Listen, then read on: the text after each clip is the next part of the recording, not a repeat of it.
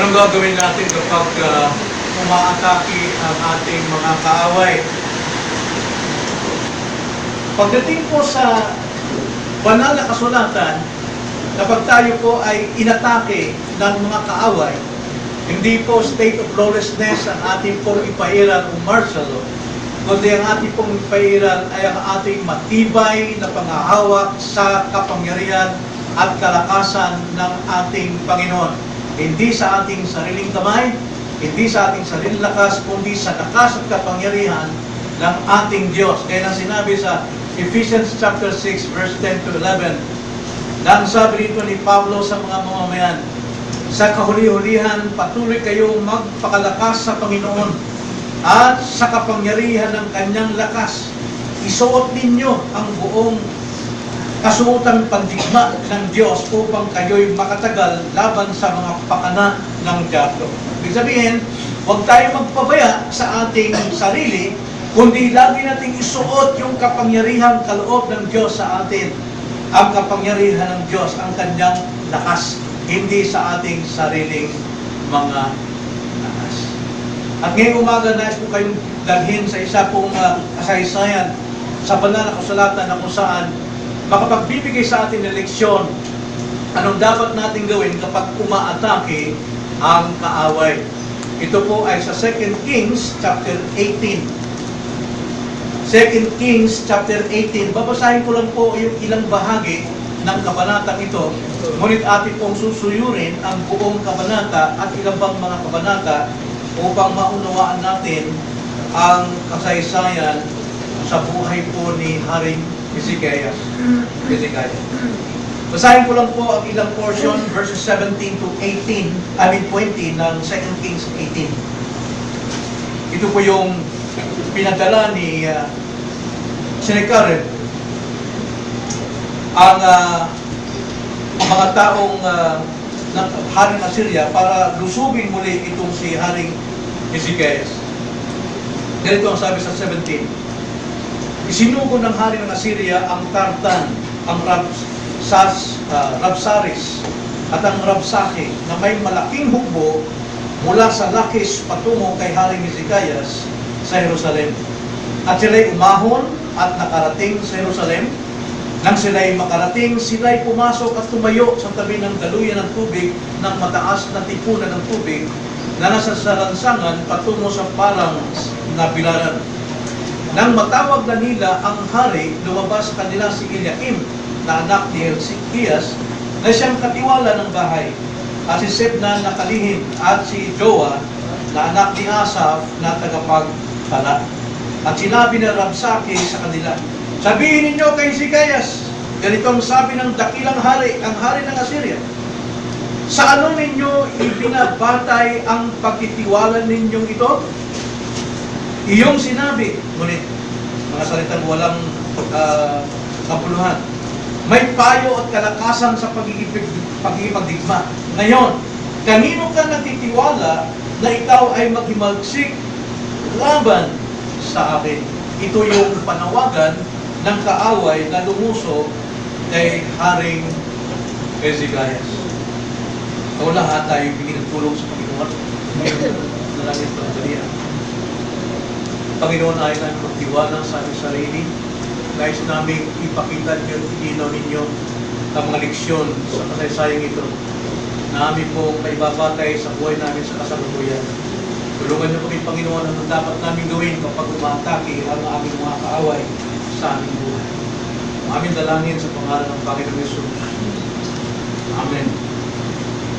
Nauli ko na ng kasaysayang ito, si Hezekiah, ang kanyang ama ay naging hari ng Huda, ng pangalan niya ay si Haring Ahaz.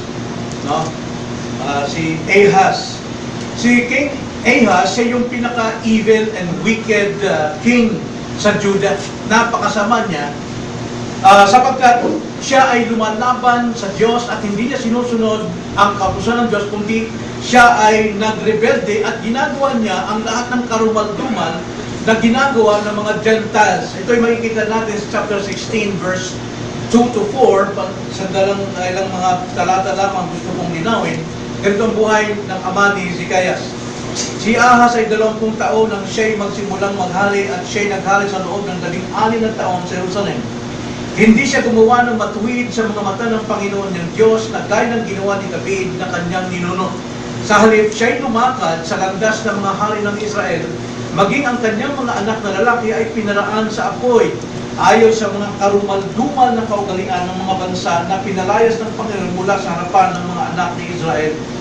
Siya'y nag-alay at nagsunog ng insenso sa mataas na dako, sa mga burol at sa ilalim ng bawat luntiang punong kahoy.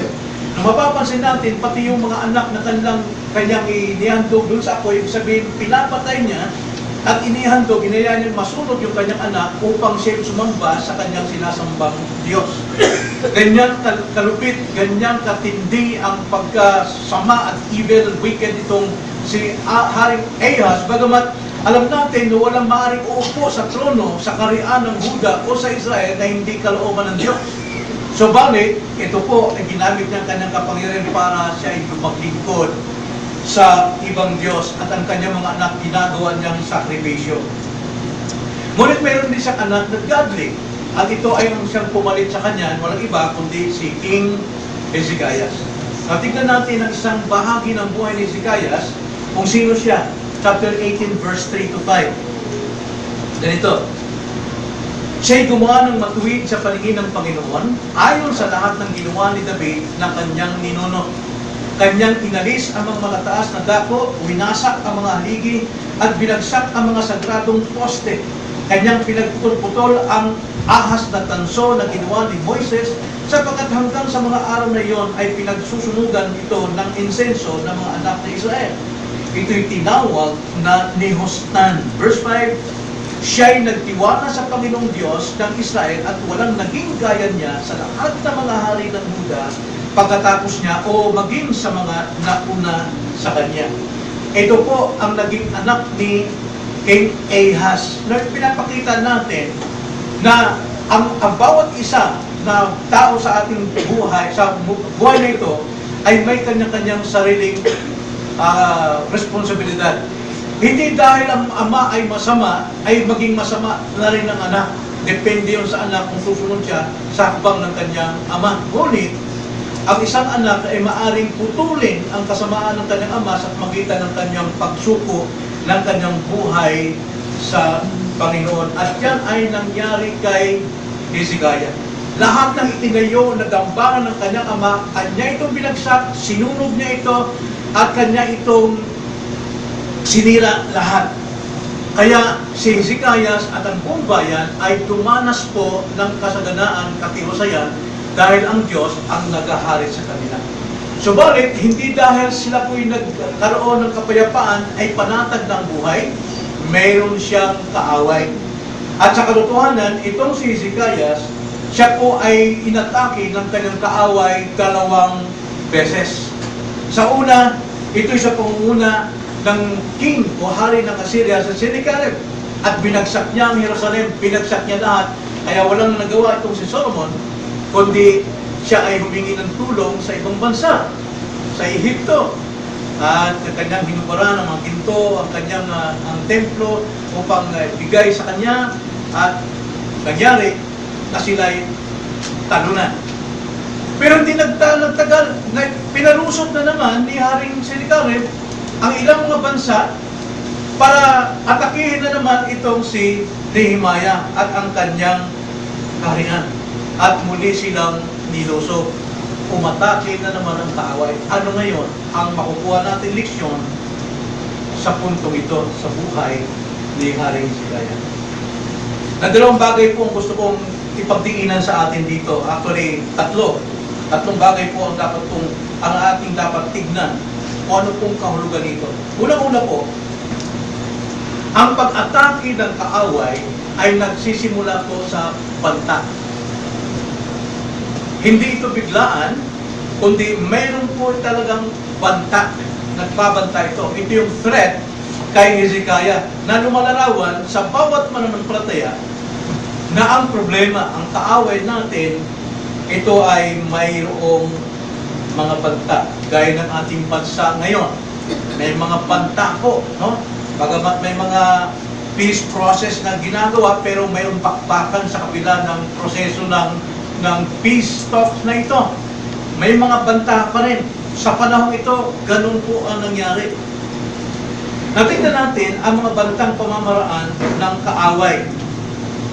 At maaaring sa buhay natin, iba't ibang banta, hindi lang ng kaaway natin, alam natin, hindi tayo nagipag-away sa tao, kundi ang kaaway natin ay mga spiritual, kasalanan, iba pang mga pagsubok, problema, mga pananakot. Pero tingnan natin ang picture, paano po magbanta ang mga kaaway kay Hezekiah.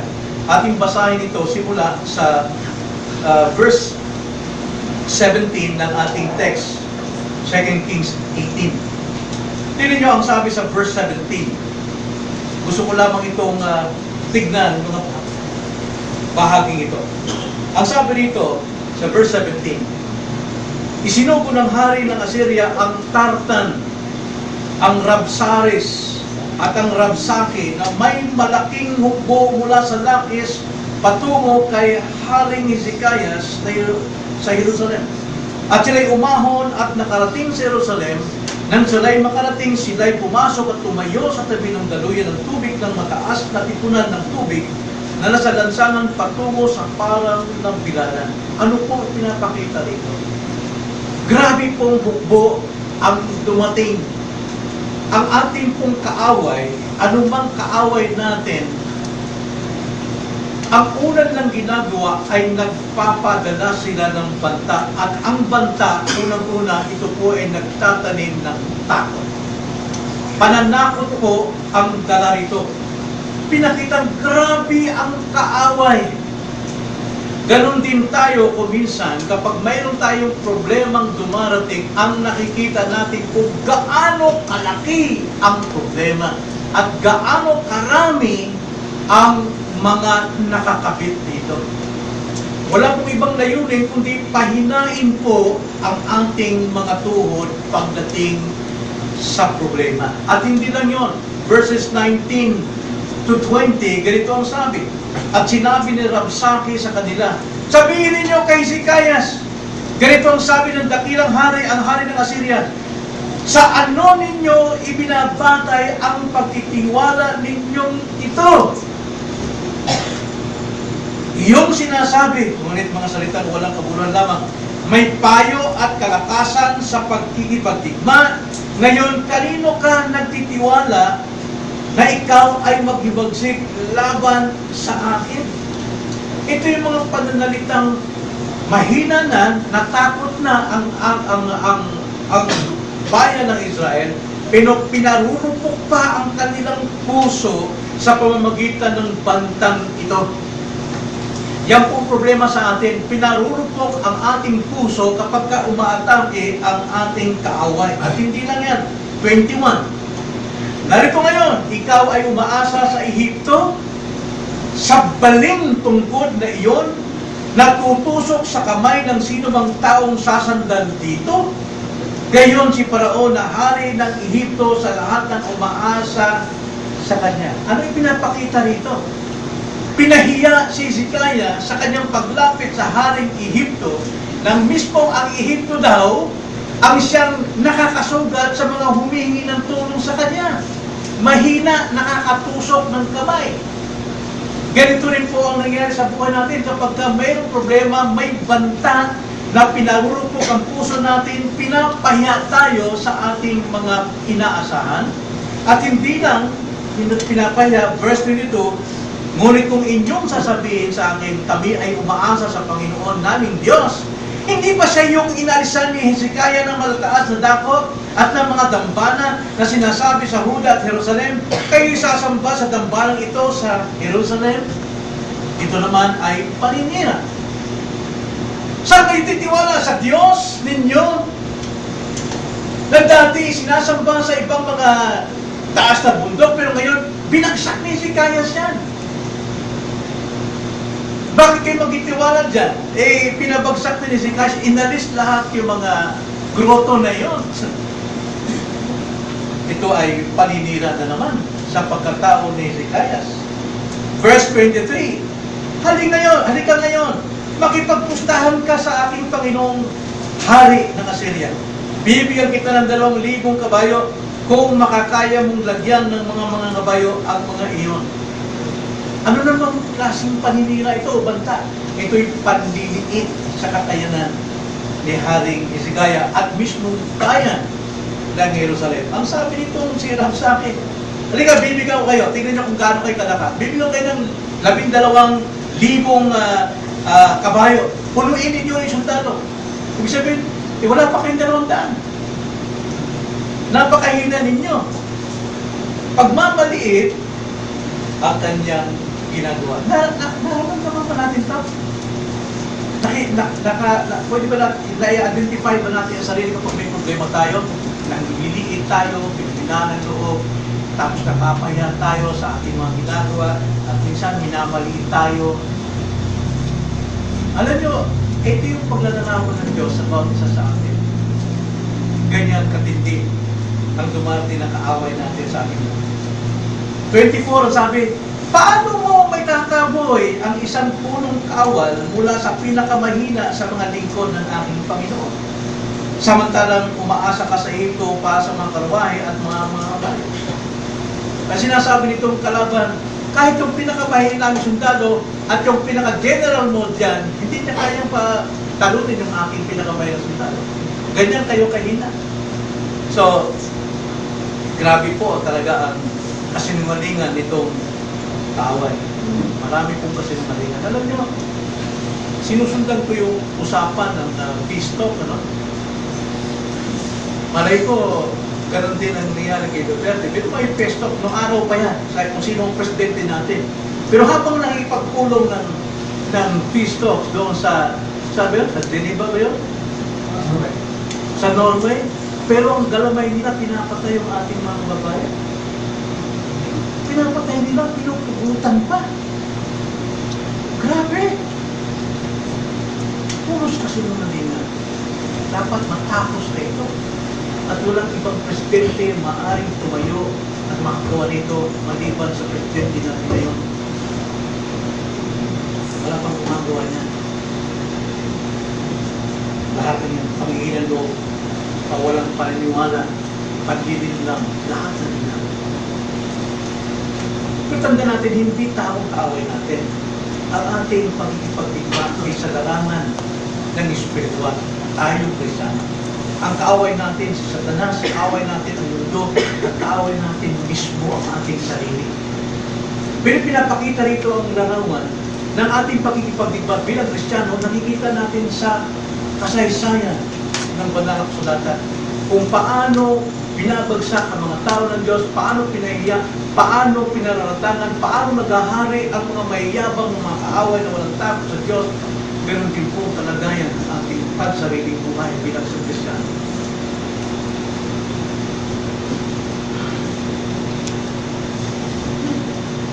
Kaaway natin ay ang Diablo. At ang Diablo, marami siyang paraan, marami siyang galamay. Karamihan ang ginagamit ng kaaway natin ngayon. Actually, wala siyang kapangyarihan. Ayon sa banal na kasulatan, siya po ay nakapiring, siya po ay nakabilanggo ngayon. Pero andyan yung kanyang mga galamay na kumikilos. At marami siyang mga galamay na sila'y nangangaral na parang sila'y sugo ng langit. Kung mangaral sila, magagaling. Kung magsalita sila, nakakainganyo, maaakit ka. Kaya kung mahina ka sa iyong doktrina, sabi sa Ephesians chapter 4, kung ikaw ay mahina sa doktrina, sa iyong pananampalataya, para kang alon na tinataboy-taboy ng mga alon ng iba't ibang aral na sa ating paligid. Sapagkat sabi sa Corinthians, ang mga lingkod ni Satanas ay tulad ng lingkod ng liwanag. Magagaling sila magpaliwanag. At ang kukunin nila ay ito sa inyo. Tandaan nyo, ito ang ikukumbinsin sa inyo. Sapagkat once na nag-give up yung ating mind, give up din ang buo nating body.